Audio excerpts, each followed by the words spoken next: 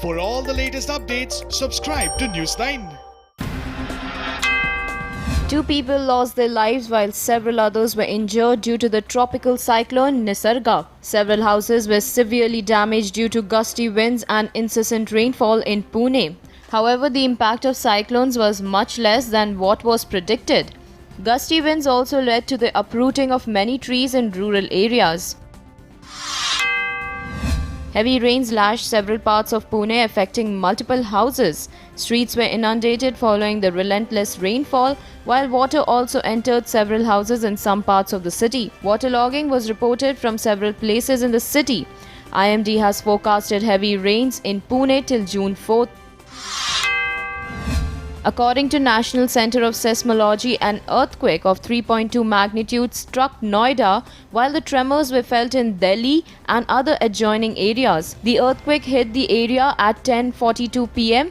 and the epicenter of the earthquake was 19 kilometers southeast of Noida. This is the third earthquake to hit Delhi NCR region in a matter of 5 days. YSRCP leader G. Satyanarayana was attacked with knives by unidentified assailants in a village of Visakhapatnam last night. The YSRCP leader sustained injuries and was rushed to the hospital by locals. G. Satyanarayana is out of danger while the cops are probing the incident. 2 others also injured.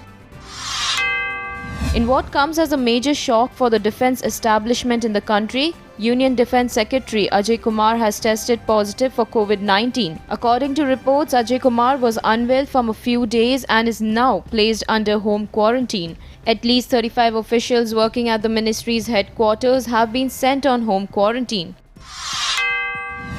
The government has decided to formulate COVID team with the purpose of solely focusing on the senior citizens of the country. According to the Health Ministry, 1 in every 2 COVID-19 deaths in India has been from the senior citizen population, who constitute 10% of India's total population.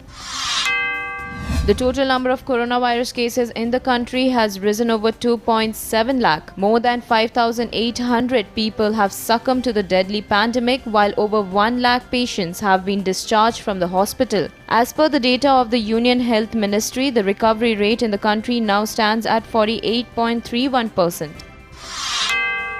Maharashtra's tryst with the deadly COVID-19 continues to worsen as a record 122 deaths were reported from the state in the last 24 hours. The death toll in Maharashtra now stands at 2,587.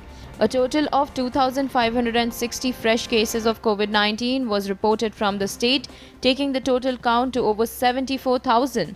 Maharashtra remains the worst hit state due to the deadly pandemic.